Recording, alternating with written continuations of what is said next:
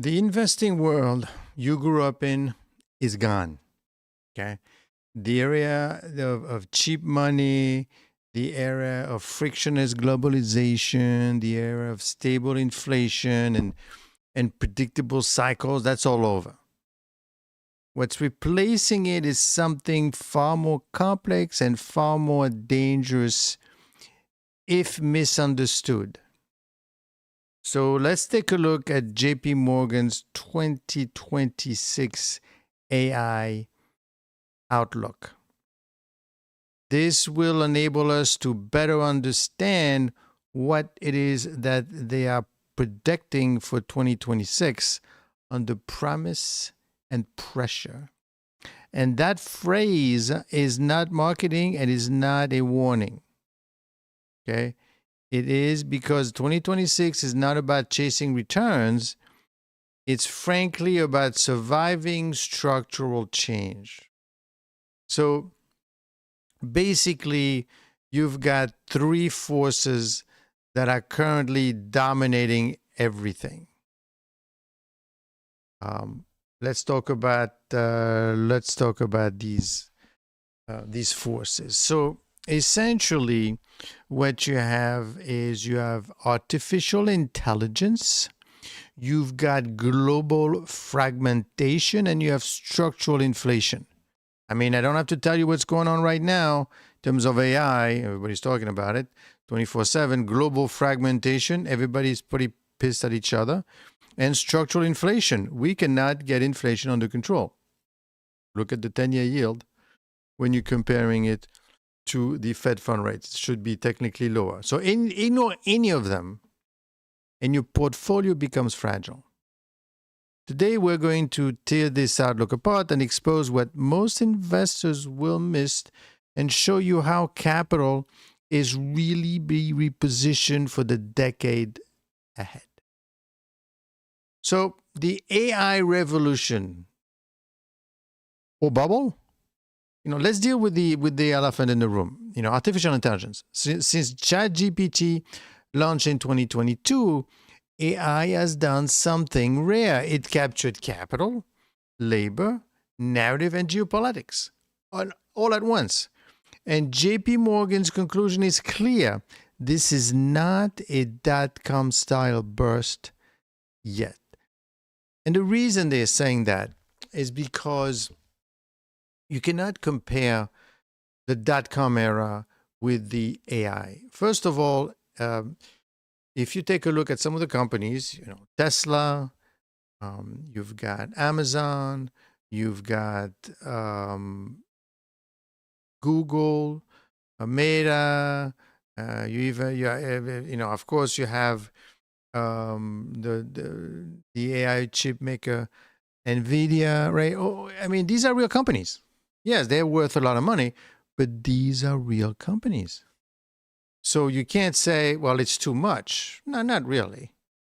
I mean, they're making money as opposed to the dot-com where they're making any money. So this is not a dot-com. And why JP Morgan is saying that is because this boom is not built on eyeballs or vaporware. It is built on physical infrastructure. What I just told you. You have data centers. You have power grids, you have semiconductor, you have water, you have energy. I mean, they really have something of value here. It's just, are you paying too much for it? Are you going to make some money out of it? But there is something. So the hyperscalers alone are on track to spend over $500 billion per year by 2026 on AI infrastructure. AI investment is still only 1% of GDP. Historically, true general purpose technologies peak close to 2 to 5%. We've got more to go. This cycle can still double, but here's the catch. And this is where most investors are falling off. Every bubble follows the same script. Paradigm shift, excess capacity, cheap credit, leverage, and then collapse. It's too much. So JP Morgan ran AI through that checklist. And for now, data center vacancy rates are at record lows. 3/4 of new capacity is pre-leased. AI companies are generating real earnings growth, and cash flow still exceed capex for the largest players. So this is not 1999 yet. But make no mistake, froth is forming. Private AI valuations are exploding, right? Take a look at the P ratio for Tesla. Okay? Tesla is an AI company, believe it or not. Private AI valuations are exploding. IPO enthusiasm is creeping back. Leverage is starting to enter the system, which means the real question is not, is AI a bubble? The real question is, who captures the value when the cycle matures? History is brutal here. Railroads changed the world. Investors were wiped out. Fiber optics powered the internet. Shareholders were destroyed. Utilities electrified economies. Returns were capped by regulation. So JP Morgan's answer is a 4-part AI strategy. Number 1, stick with large cap AI leaders. These firms already control capital, distribution, and compute. 2, own the AI supply chain, power, semiconductors, transformer, cooling system, and grid equipment. 3, identify smart corporate adopters, firms that use AI to boost margins, not just buzzwords. 4, access private markets carefully, because the next wave of value may never IPO.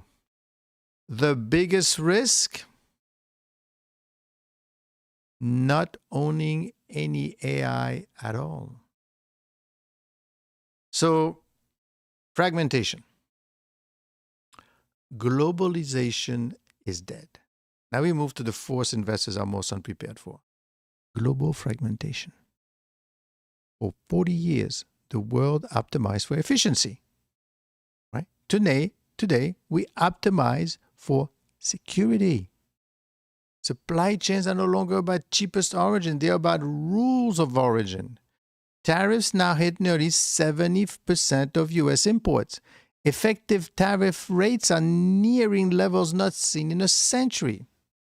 But here's the twist. The economic damage has been muted, right? We thought there were going to be a tariff war. We thought inflation was going to explode. What happened? Well, I'll tell you what happened. Essentially, nobody called the U.S. bluff. Nobody budged at the 15% tariffs. Nobody had a tariff war with the U.S. administration. Most of the costs were passed on not so much to the consumer, but to the companies. It remained with the company. Yes, I'm not saying there was no inflation whatsoever. I mean, it depends who we listen to.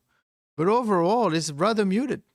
Inflation didn't explode. Consumer spending held. Earnings survived. Don't listen to the rhetoric. The economy is doing just fine because this shift was already underway. What do I mean by that? Well, the US and China have been decoupling since 2018. What does that mean, decoupling? It means essentially what China wants to do its own thing. And it knows how to do its own thing. It knows how to do semiconductors. It knows how to make its medicine. It knows how to make semiconductors. It knows how to dig for rare earth. It doesn't need the US anymore. It doesn't even need the dollar. In fact, China is now holding less treasuries than the United Kingdom for the first time ever. So China is pivoting outward. Exports surge, earnings lag, domestic innovation accelerates under sanction. South America suddenly matters again. South America, okay? Copper, lithium, silver, oil, food. These are not emerging markets anymore. These are strategic assets. Fragmentation raises the floor under inflation. Efficiency is sacrificed for resilience, and capital follows security. So, what about inflation? Well, now we reach the most dangerous force of all. Inflation. Not the headline, not the CPI print, but structural inflation volatility. And JP Morgan's message is blunt. Cash is no longer safe. Paper money. In fact, JP Morgan has been buying lots of silver lately, haven't you heard? Inflation quietly destroys purchasing power. And in this regime, it is stickier, more volatile, and more political. Why? Chronic fiscal deficits. Everybody owes money to everybody else. Rising sovereign debt, supply constraint in housing, labor, energy, and materials, climate volatility, policy incentives to inflate away debt.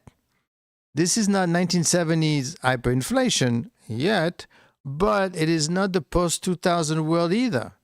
We are living with inflation, 3 to 4%. The traditional 60-40 portfolio broke in 2022, i.e., well, if I lose money, in stocks, I could make money in bonds and vice versa. Now we lost money on both. Stock-bond correlation flipped positive. We don't want that. Volatility doubled because of inflation. So what works? JP Morgan highlights 3 inflation defenses. A, commodities. Well, they've been buying a lot of silver, especially energy and critical materials. 2, real assets. Infrastructure, power grids, logistics, housing. 3, less correlated strategies, macro hedge funds, relative value, trend following, and obviously gold stands out. Central banks are buying. De-dollarization pressure is real. The dollar is potentially losing its status as a reserve currency. And that happens, I had to tell you, and don't forget to subscribe to this channel and take a look at my Patreon channel to support us, because we actually make actual recommendation, and I'll show you what's in my portfolio. But basically what we have de-dollarization. So if the dollar does not remain a reserve currency, the US will not be able to keep refinance its debt. And you know what that means? War. Inflation changes portfolio constructions forever. So what is the conclusion for this JP Morgan 26 AI outlook? Well, 2026 is not about optimism or pessimism. It's about adaptation. AI offers breathtaking productivity and brutal disruption. Fragmentation reshapes trade, energy, and defense. Inflation quietly rewrites the rules of breath preservation. This is not the new frontier. Promise and pressure. The investors who survive will not chase narratives, they will position for structure. Because in this cycle, the biggest risk is standing still. Join me. Will this affect the United Kingdom? Yes, of course it's going to affect. This is going to affect everything. In fact, the United Kingdom is a pretty bad situation right now because it's trying to decide where it belongs. It belong with the US or with Europe?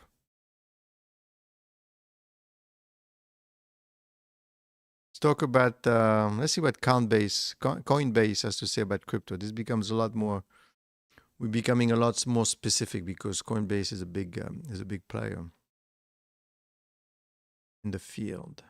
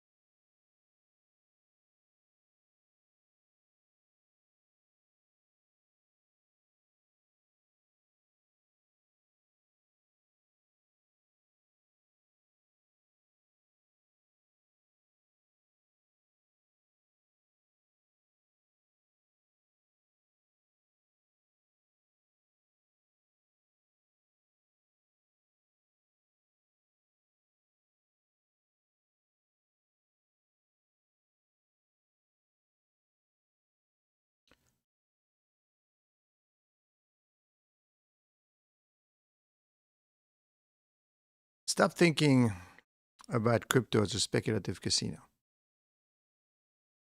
We are now entering 2026 And it's not another cycle. It is a structural regime shift. And as we look at Coinbase institutional crypto market outlook for 2026, the Coinbase institutional outlook does not describe hype. It documents capital migration, institutional entrenchment, and monetary system stress converging into crypto rails. So this is not about prices first. It is about flows, velocity, and control.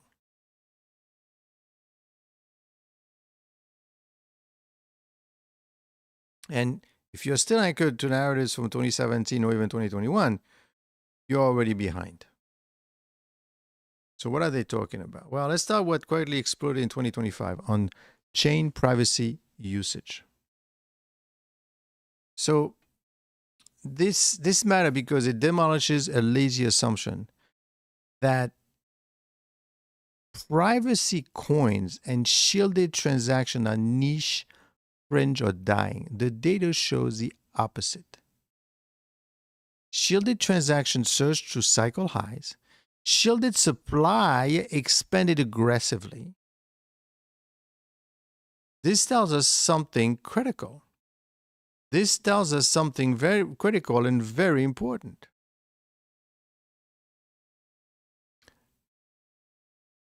Crypto is transitioning from passive storage to active transactional infrastructure. Institutions need confidentiality, right? Professionals need strategic opacity, and individuals do not want the entire financial history visible forever.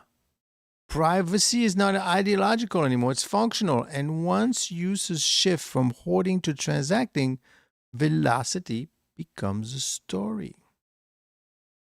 So the phrase AI crypto is dead was always lazy, right? So basically, prediction markets are not gambling toys, they are information markets.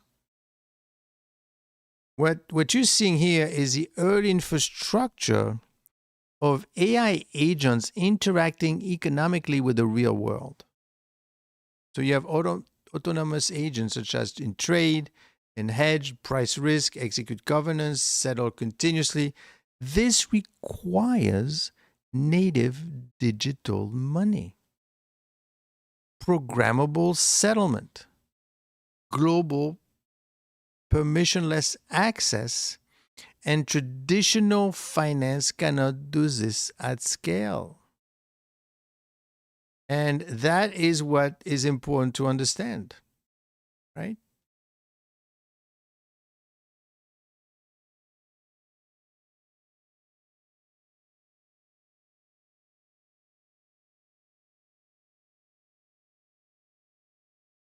Crypto can. This is not about ChatGPT tokens. This is about economic autonomy for software. So what about Bitcoin's demand, which has fundamentally changed? If you're still analyzing Bitcoin through minor capitalization cycles, you are using obsolete tools, right? So basically, Bitcoin demand is now institutionalized. ETFs absorb the supply, stabilize the flows, and extend time horizons. Institutions are now chasing 3-week momentum. They are building portfolio allocations. And Bitcoin is increasingly treated as a monetary hedge, a balance sheet asset, a diversification instrument. This is why volatility compresses. This is why sell pressure dynamics change. Bitcoin is no longer just speculative reflexivity, it is becoming a strategic capital allocation. Ethereum, for example, real story is not memes or narratives, right? It's a stable coin velocity. Stable coins are now the dominant crypto use case. Not NFT, not DeFi, the yield games, payments. They enable cross-border settlement, dollar access outside the banking system, and instant programmable money. And ETH functions as settlement layer, collateral base, and economic security. This is why Ethereum demand persists even when speculative euphoria fades. Because payments do not care about narratives, they care about functionality and cost. Solana, for example, delivered something rare, consumer grade throughput. So they have issues of dominance in memes, stablecoins, swaps, and retail trade flows. But it also exposes concentration risk. When app revenue depends heavily on one speculative vertical, cash flow becomes fragile. Solana's opportunity in 2026: convert throughput into diversified application, move from speculation to sustainable economic activity. Its risk: narrative driven volatility, dependency on consumer sentiment. Solana is powerful, but power without durability is unstable. So, the most misunderstood section of the report is de-dollarization. So, the USD pegged stablecoins may simultaneously reinforce dollar dominance, undermine traditional banking rails. This is the paradox. The dollar survives, but banks lose relevance. Payments migrate, settlement bypasses intermediaries. Crypto does not destroy the dollar, it reroutes it. So the final takeaway from this is that it does not describe a bull market, it describes a financial system transition. The question is not will crypto go up? The question is who controls the rails when trust in institutions fractures? And that question is no longer theoretical.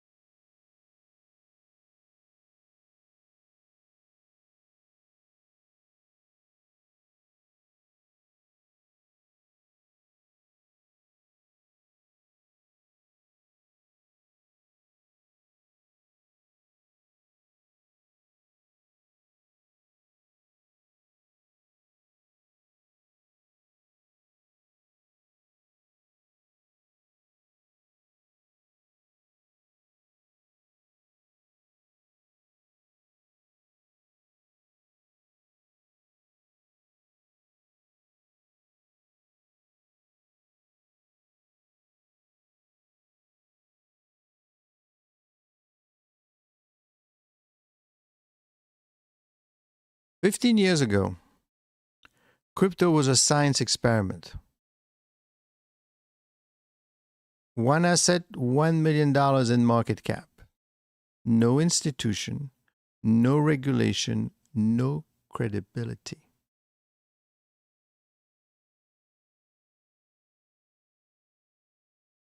Fast forward to today.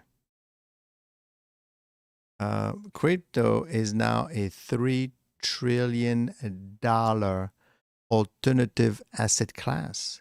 And 2026 will be remembered as the year the market officially crossed institutional Rubicon. According to the latest outlook from Grayscale, we are entering what they call the dawn of the institutional era. This is not a hype, this is not a structure, this is not capital, this is regulation.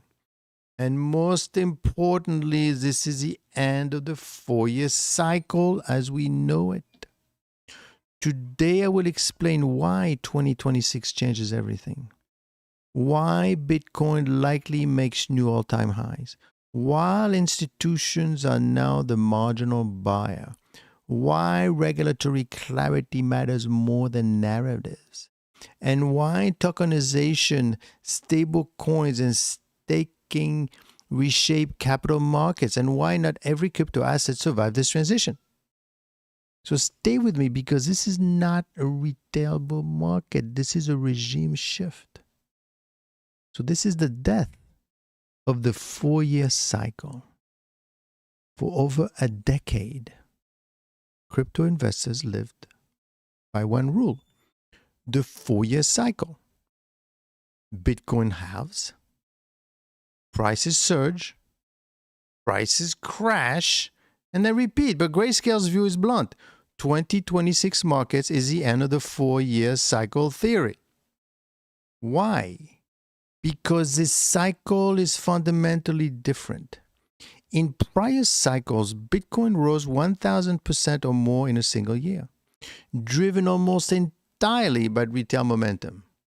This time, the peak year-over-year gain was roughly 240%. This is not weakness. This is institutional discipline.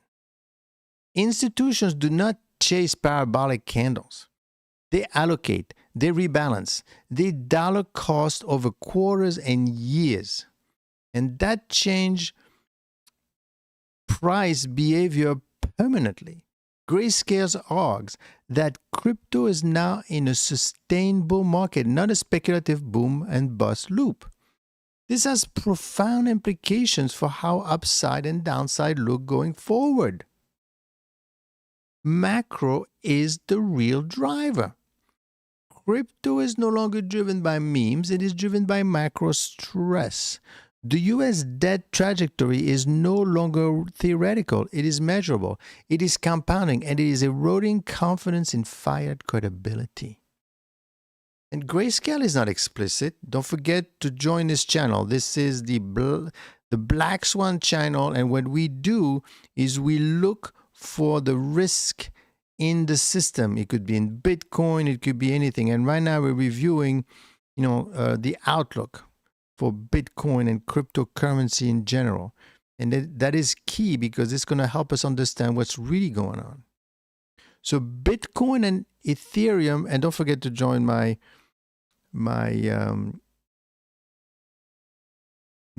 channel, but also the to become a member, my Patreon channel. Every day I come to you with a live show just for you in the morning. So Bitcoin and Ethereum are increasingly viewed not as tech stocks, but as a scarce digital commodities alongside gold and silver. And here's the key asymmetry. We cannot predict fiscal discipline. We can predict Bitcoin supply. The 20 millionth Bitcoin will be mined in March 2026. No central bank offers that level of certainty. As fiat risk rises, portfolio demand for monetary alternatives rises with it. This is not ideology. It is portfolio construction. Now, regulation unlocks capital. So for years, crypto lived under regulatory siege, lawsuits, enforcement by ambiguity, balance sheet uncertainty. The era is ending. Grayscale highlights 3 milestones. 2023, spot ETF pathway is unlocked. In 2024, Bitcoin and Ethereum spot ETP is approved. And 2025, the Genius Act passed for stablecoins. And in 2026, bipartisan crypto market structure legislation is expected to become law. This is the single most underappreciated catalyst in crypto. Regulation does not kill innovation. It channels capital. It allows banks to custody digital assets. It allows institutions to transact on chain. It allows corporations to issue tokenized securities, ETF to stake assets for yields. This is how crypto integrates into traditional financial infrastructure. That is very important. So, institutions are just getting started. Here's a statistic that matters most. Less than 0.05% of U.S. advised wealth is allocated to crypto. Yet since the spot ETP launched, 87 billion in net inflows globally, adoption by sovereign wealth fund, and allocation by major university endowments. This is not fast money anymore. This is slow-moving institutional capital, the kind that does not leave at the first drawdown. So the way you need to take a look at this is, everyone is saying, oh, wow, look what's happening to crypto. It's not growing up by leap and bounds anymore. But that's okay. That's okay. It just means that the thing is becoming more rationalized, is becoming institutionalized. This is why Grayscale expects steadier appreciation not blow off from the tops. Crypto volatility is being structurally dampened by institutional ownership. So basically, the 10 themes that define 2026, according to Grayscale. Number one, dollar debasement. Bitcoin and Ethereum as monetary assets. 2, regulatory clarity lifts all legitimate crypto assets. 3, stable coins explode post-Genius Act. 4, asset tokenization enters hypergrowth. 5, privacy becomes mandatory infrastructure. Remember that one, privacy. AI centralization creates blockchain demand. DeFi lending scales institutionally. Next generation blockchains power real-time finance.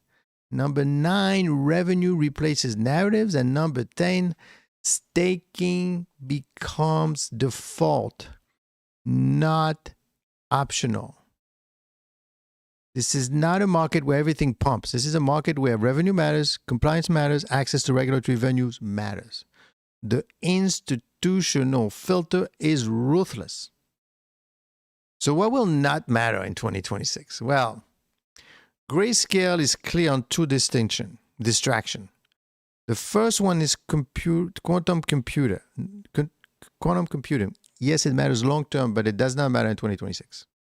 Digital asset treasuries, they exist, they persist, but they're not in demand driver next year. Ignore the noise, focus on the capital flows. In conclusion, crypto is no longer fighting for legitimacy. It has it. The next phase is about integration into balance sheets, into payment rails, into capital markets, into portfolios. 2026 will not reward speculation. It will reward structure, scarcity, and sustainability. The institutional era has arrived, and it will not wait for retail to catch up.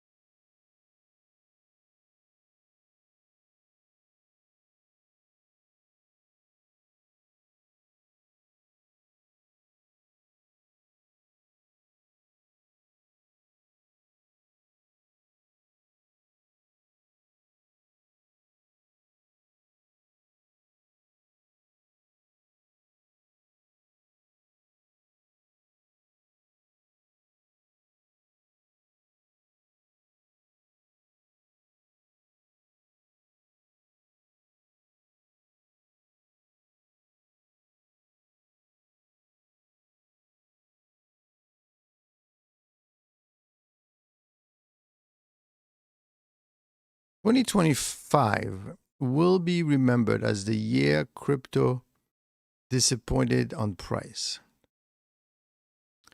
and over-delivered on fundamentals. While equities and gold printed record highs, while AI absorbed the marginal dollar of global risk appetite, crypto went sideways.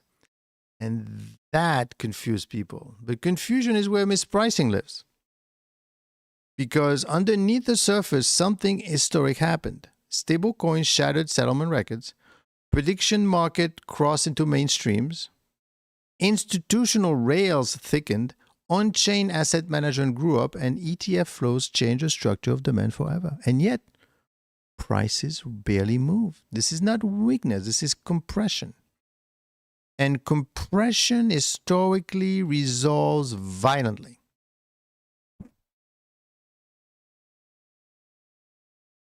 So let's take a look at what's going on here, because I think it's important. Tonight, let's take a walk through the 2026 is not a continuation of the past cycle, but a regime shift. Let's take a look at that, because I think it's important. It's important to understand it.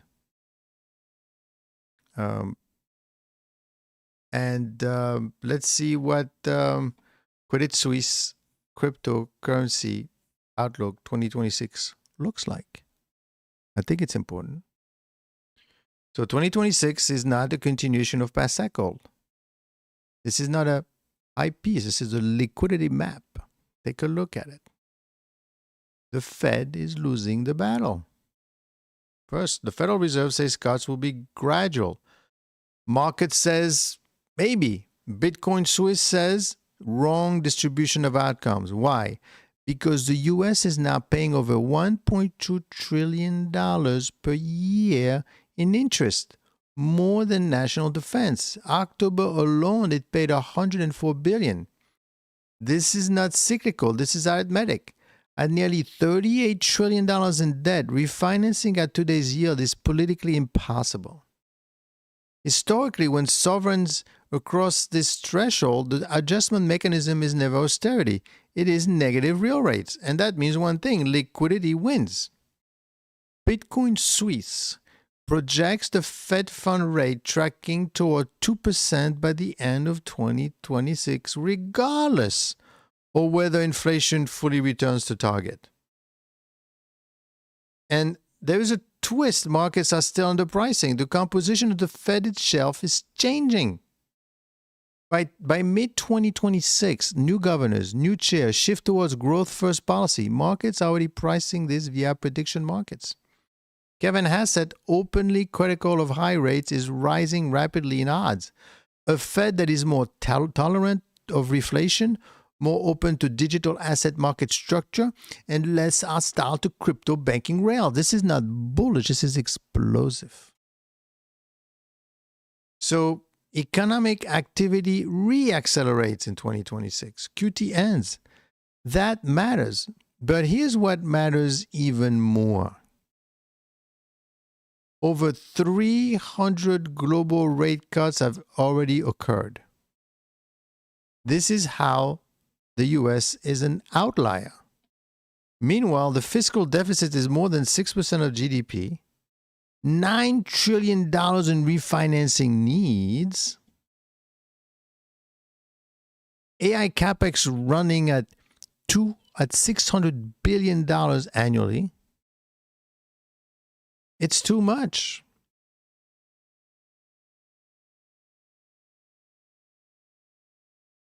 Fiscal and frankly, global M2 is expanding by $10 trillion. And while net liquidity contracted by $8 trillion. The divergence suppressed asset prices. Now it reverses. This is not a recession setup. Unemployment is rising slowly. PMI are stabilizing. Financial conditions are easing. This is a soft landing fantasy macroeconomists dream of. And when liquidity turns, risk assets don't drift higher, they reprice. So what about Bitcoin and the quantum reality? Well, here's the part nobody wants to talk about. Bitcoin relies on elliptic curve cryptography, right? Quantum computing breaks elliptic curves. Today, 6.7 million BTC are exposed. 600 billion is at risk, including Satoshi's coin. Satoshi was the creator of Bitcoin, by the way. Bitcoin Swiss does not predict collapse. It predicts adult governance. By the end of 2026, social consensus forms, a post-quantum soft fork emerges, and migration plans are formalized. This is not a threat narrative. This is Bitcoin growing up. Markets do not price existential risk when protocols adapt. They price resilience. So the stable coins breaks a duopoly for the first time in history. Stable coins are growing because of utility, not speculation. This is now viral Visa in settlement volume. Tether and Circle still dominate for now. But here's the pressure point: yield. As the front-end rates fall, the collect the carry and pay nothing model breaks. Yield-bearing stablecoins, bank-issued tokens, fintech-anchored dollars. Regulation doesn't stop this. It channels it. Bitcoin Swiss expects duopoly share below 75%, at least one bank or fintech stablecoins worth more than 10 billion, and stablecoin supply approaching 2 trillion. This is not crypto eating finance. This is finance rebuilding itself on crypto rails. Bitcoin at $180,000. So Bitcoin corrected twice in 2025. I don't know if you remember. So it corrected twice in 2020. First, 30% in April and 35% in November. And both resets drove BTC into valuation zones normally seen after bear markets, and yet structural support at 75,000 never broke. Meanwhile, Harvard bought, Abu Dhabi bought, Texas ETFs absorb supply. Bitcoin Swiss projects $150,000 minimum for Bitcoin, $180,000 approach. ETF flows are not retail reflex, they are structural demand, and once White is full open, supply meets a wall.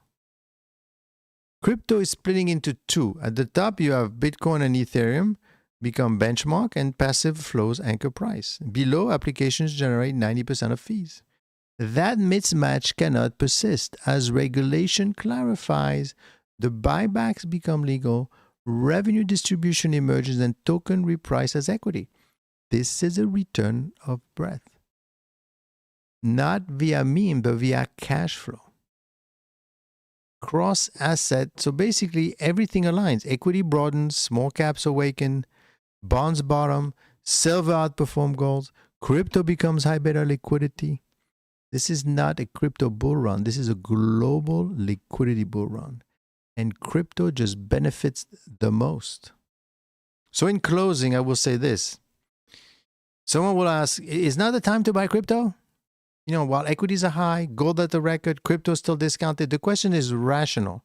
But crypto is one of the last mispriced assets left. Not because of belief, but because of the math.